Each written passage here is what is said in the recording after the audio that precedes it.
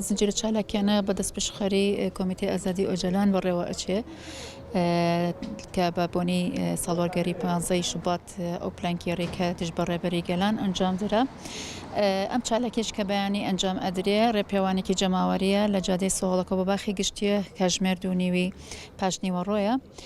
ئامانجمان لەم چالاکیەوە شەرمەزارکردنی ئەو پلانگیێڕیە و ئەو بێدەنگی کەسبیەتی بەرامبەر بە ئەم دۆسەیەک ئەنجامی ئەدا کەوا خۆی ئەرکی ئەوە بەداچوون بۆ ئەم دۆسەیە بکە بەڵام بەداخەوە ئەبینین سیپیتیش ئێستا بۆتە دەستێک لە پلانگیێڕێکە و ئەو گۆشەگیرێکە کە بەسەر ڕێبەر گەلان ڕێبەر ئۆجەلان ئەنجام ئەدرێت دش بە هەموو مافەکانی مرۆڤ دش بە هەموو یاساکان و بنەماکانی مافی مرۆڤە.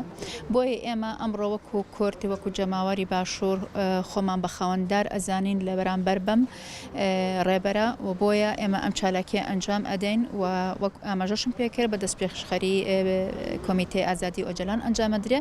بۆیە داواکانی لە هەموو جەماوەری باشووری کوردستان لە سۆنگەی هەستکردن بە هەستی مرۆڤایەتی باوەڕبوون بە ئازادی مرۆڤ وەکو ئەرکێکی نیشتیمانی و ئەخلاقی و مرۆیی ئەمڕۆ سبەینە بەشدار بن لەو چالاکیە.